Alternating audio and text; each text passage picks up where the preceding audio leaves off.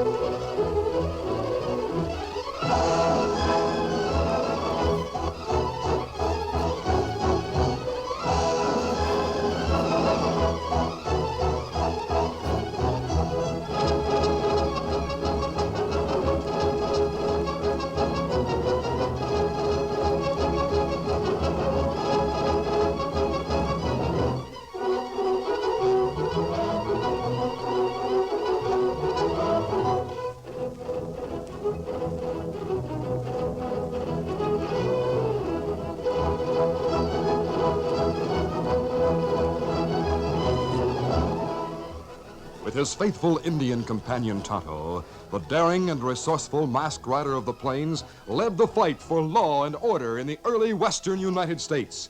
Nowhere in the pages of history can one find a greater champion of justice. Return with us now to those thrilling days of yesteryear. From out of the past come the thundering hoofbeats of the great horse Silver. The Lone Ranger rides again. Come on, Silver. Let's go, big fella. Hail, Silver! Aye!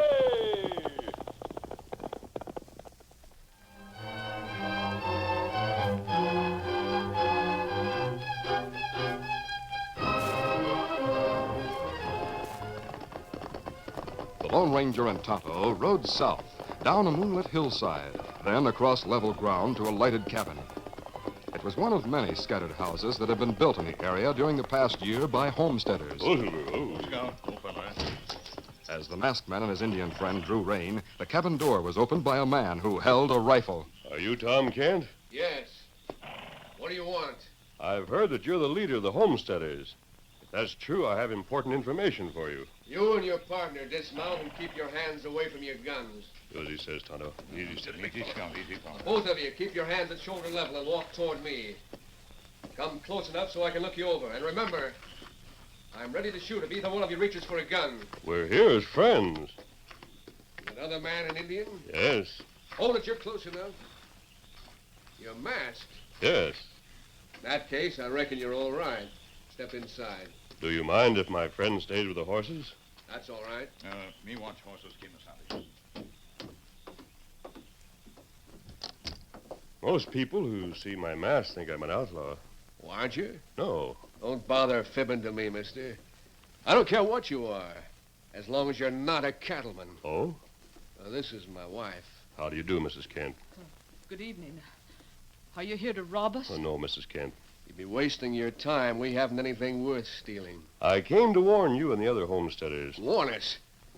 Did the cattlemen send you here with another threat? No, Kent. Have they been threatening you? They've done a lot more than threaten. All the ranches to the south have combined to try to drive us out. They've cut our fences, shot our livestock, trampled our crops, even tried to poison our water holes. Well, I've known many cases where cattlemen have tried to drive out people who homestead land that they use for open range. But I'm sure this land was never used for that. You're right. No one ever ran cattle here.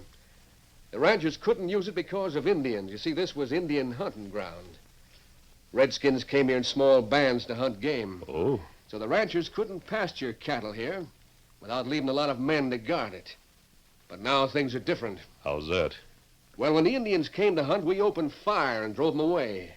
We must have fired on 15 or 20 hunting parties the first few months we were here. They finally got it through their heads that we meant business. It's been a long time since we've seen any sign of Redskins. And the ranchers know it.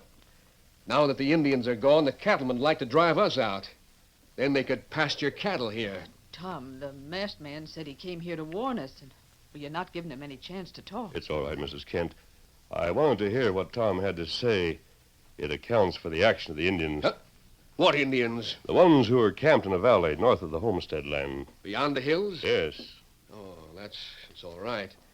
As long as they stay there, they won't bother us. But they're not going to stay there. Well, what are they planning to do? Come here, massacre the homesteaders, and burn the buildings. Tom. Wait. How do you know their plans? Tonto and I saw them from a hilltop and wondered why they were gathering in the valley. Tonto was an Indian, so it was easy for him to go among them. He learned that they're waiting for Indians from the west to join them. When do you think they'll attack? Oh, not before next week. In that case, the cattlemen are likely to have the first crack at us. Well, what do you mean? I told you they've been trying for a long time to drive us out. Well, last week a committee came here headed by a rancher named Bart Belden. Belden said the other cattlemen had authorized him to give us a final notice. What was the final notice? We're to pack our wagons and move out by Saturday of this week. Tomorrow? There'll be a fight. And we'll lose. But every one of us would rather die than leave this land. How many will you have on your side? Well, counting the boys old enough to fire a rifle, there'll be 30 of us. I can't believe those ranchers would come here like savages to massacre you. They don't care how they get rid of us. Drive us out or kill us. In either case, they'll have the land. Tom, you said there were 30 men on your side. 30 if you count the boys. 32 if you count Tonto and me. What? I'll be back. Oh, wait, mister. Wait. Tom, mask or no mask, that's the kind of a man we need. Call him back. Right. Ask him to stay with us. Yep.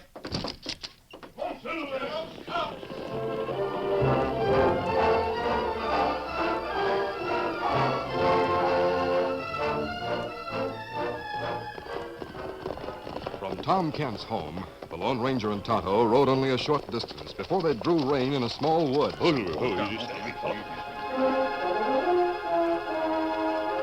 The masked man quickly told his friend what he had learned, then said, Unpack my saddlebags, Tonto, while I take off these clothes, will you?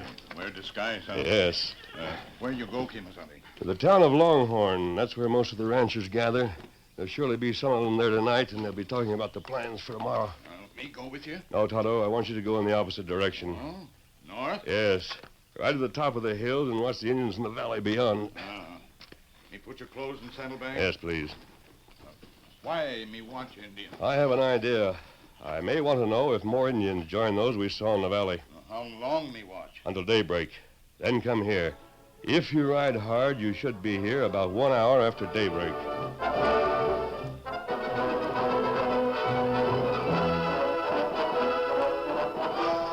Tonto rode north toward the hills that divided the homestead land and the valley where the savages were congregating, while the Lone Ranger, disguised to look like a drifter, traveled in the opposite direction toward the cattle town of Longhorn.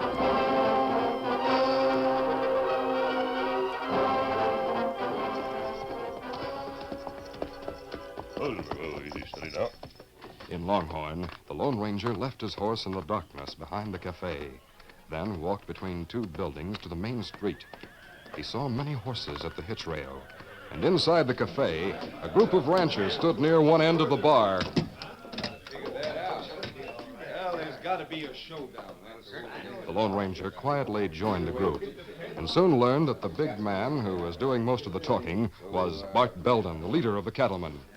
So you fellas spread the word to the ranch owners who are not here. Tell them we're meeting right in front of this cafe at noon tomorrow. All right. Each man to bring his cowhands and plenty of ammunition. Maybe the homesteaders will clear out before noon. You think so, Bud? Oh, not a chance, Dave. One of my men reported they've no intention of leaving. There'll be gunplay. Yeah, I don't see how we can avoid it. Dad ratted, I wish we could avoid it. Yeah, so do I. What do you think? I want to use guns on a lot of decent family men, not by a jugful. I thought we could scare them away. They didn't scare worth a darn. Well, dead rather we got to do something. We can't just forget the nesters. Not all after all the talking we did. Be backing down. We'd be the laughing stock of everyone in the West. That wouldn't hurt you, Belden. What? Who said that? I did. None of the ranchers suspected that the tall stranger who broke into the conversation was actually the famous Lone Ranger, wearing a disguise instead of his mask. Belden, I doubt that people would laugh at you, but what if they did? Would that laughter be as hard to bear as the guilt of murdering brave pioneers? You're not a cattleman. No. He's not a townsman either. Maybe he's one of the nesters. Yeah. In this case, I'm on the side of the nester. What? And you come here? Let's throw him out. Maybe we should send him to his friends wearing tar and feathers. That's it. We'll tar and feather Not him. tonight. Hey! Throwing guns on us. Rush him. If anyone tries that, I'll stop him with a bullet. The cattlemen were frozen motionless by the threat of 2 guns in the hands of the stranger. Are you men ready to become murderers just to save your foolish pride? Foolish pride. You tell those nesters we'll call on them tomorrow. They're expecting you. He's going out the back door. Well, get him. Teach him what it means to draw guns on men like us. Come on. Come on, let's get it. There he goes. He had a horse waiting. Shoot him. Stand aside. Let me get a shot at Now, him. boys, hold your fire. Let him go. You were willing to tar and feather him. Yeah, and send him to the nesters as an example. But shooting them is something different.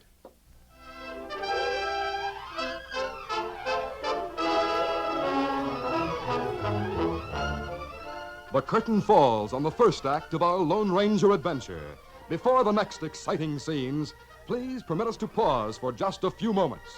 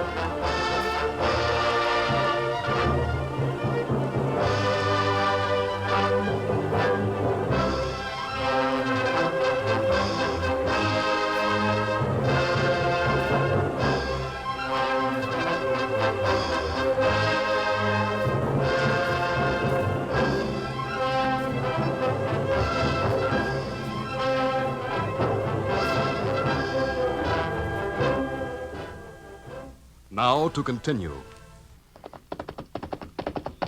Easy, Silver. Easy, boy. Soon after leaving town, the Lone Ranger slowed the great horse Silver to a steady lope, and while riding, he considered the details of a plan by which he hoped to avert a tragic fight between the ranchers and the homesteaders.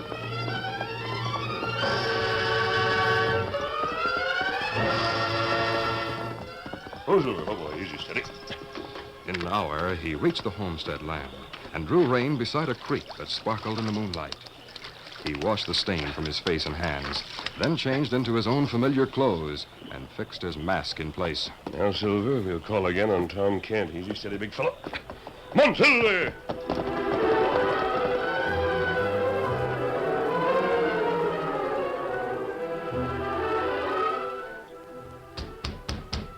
Tom, the door. Yeah, I'll see who it is, Mary. It's awful late.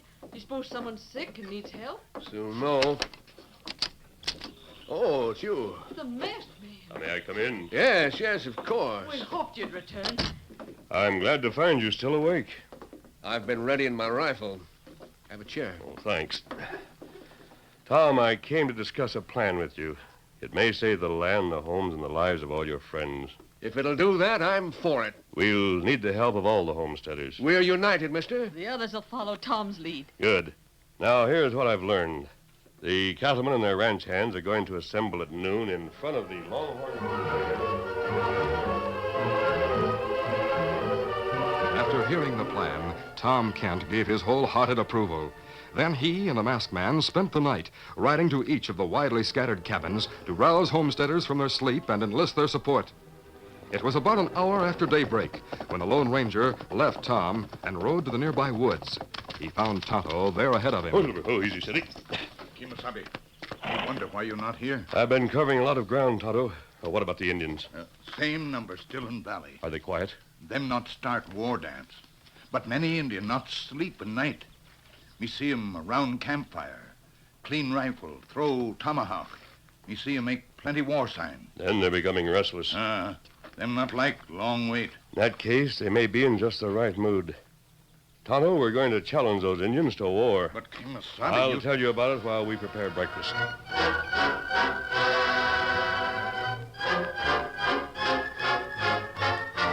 After a hearty meal, the Lone Ranger and Tonto concealed their camping gear beneath a pile of underbrush, mounted their horses, Scout easy, fella. and rode north. Come on, Silver! Get 'em up, Scout.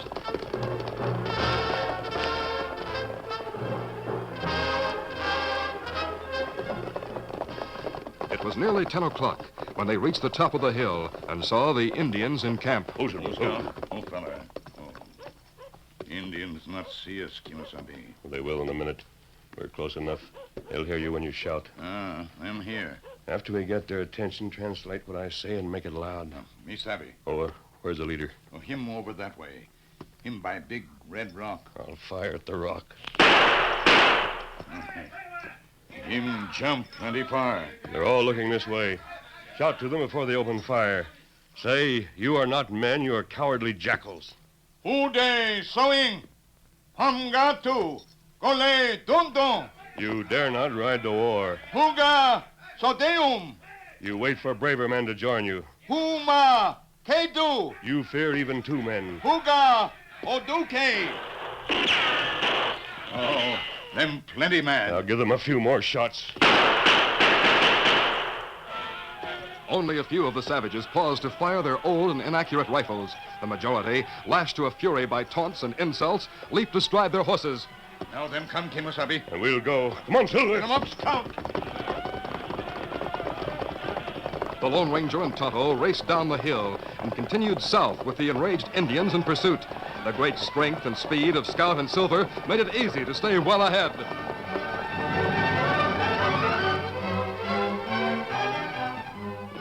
The chase settled down to a contest of endurance. The Indians, unable to gain, maintained a dogged pursuit, while the Lone Ranger and Tonto made no effort to increase their lead. They led the way past the homestead land without going near any of the cabins and continued toward Longhorn. Come on, Silver. Scout.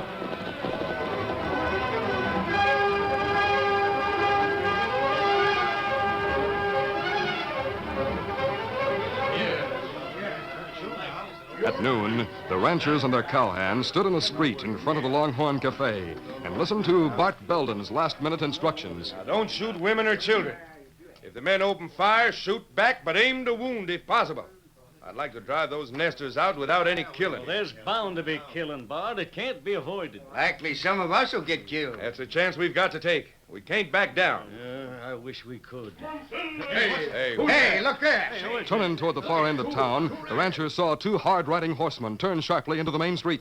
They're riding fast and coming this way. Hey, one's an Indian. One's wearing a mask. Indians! What'd he say? Indians are coming! Something about Indians. Hey, here they come. Indians. The Indians were enraged beyond the point of reason by the frustration of the long and tantalizing pursuit. They saw the masked man and the Indian who had taunted them and drew rein. Oh, Silver, so easy. Take cover. Defend the town.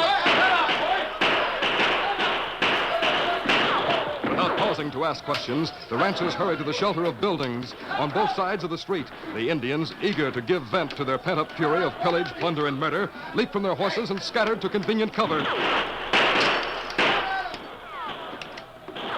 Ranchers, cowboys, and townsmen fought together. The Lone Ranger was with Bart Belden and several other men firing through the front windows of the cafe.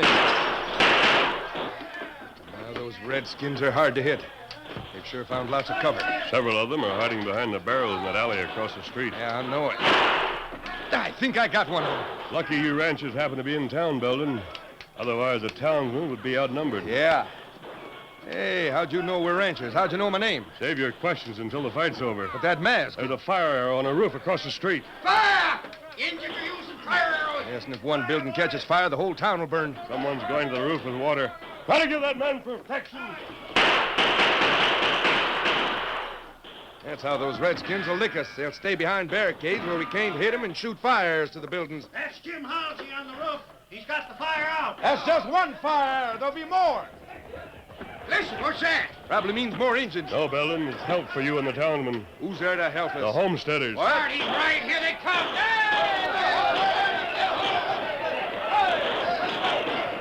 homesteaders, led by Tom Kent, rode behind the rows of buildings, firing at the Indians who had taken shelter in the spaces between the stores and shops.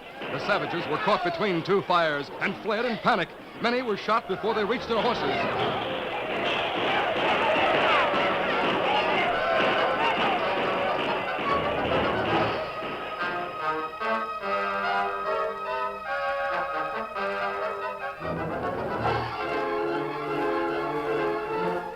When the surviving Indians had disappeared in the distance, the ranchers and homesteaders met in the street. The Lone Ranger stood with Bart Belden and Tom Kent. Well, Belden, because of you, the homesteaders left their property. Yeah? But you didn't drive them out. They left so they might help you and the townspeople. We saw the Redskins racing past our land, and they were heading south, so we figured Longhorn might be in for trouble. Well, I'm glad you came. It just happened. We were all assembled. I reckon you know why. Yes, Kent, I know why. You were ready to put up a fight against us. Bart, if you want to attack these nesters, you'll have to do it without me. And without me. Oh, now, how can we move against men who saved our lives? Kent, we want men like you in the West. And if you folks ever need help, just call on me. Thanks, Belden. Call on any of us. I'll swap you some beef for hen's eggs, Kent. We'll both eat better. Kent, would you shake hands with a man who had the wrong slant, but who's willing to admit a mistake? Glad to. Hey, Bart, you were going to ask that masked man some questions. Yeah, I would. Well, where is he? Over there. He's with his Indian pal. Hold on, mister. I want to talk to you. Another time, Belden. We may meet again. Let's go, Tonto. Let's count. Doggone, I didn't even get a chance to find out who he is. But there's something familiar about him. I'm sure I've met him before. His voice was... Yes, Belden. You talked to him last night in the cafe. He told me about his trip to town. That's right. He looked a lot different and he wasn't masked. But I remember him saying that he was a friend of the Nesters. He's a friend of yours, too. Now that you're on the right side, he's the Lone Ranger.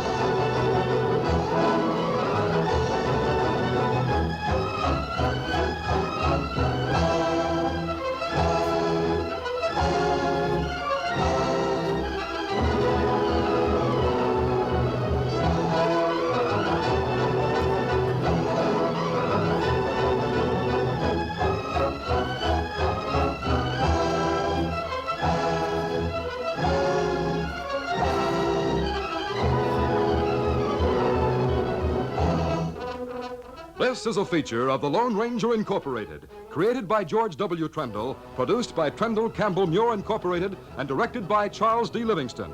Tonight's drama was written by Fran Stryker. The part of the Lone Ranger is played by Brace Beamer.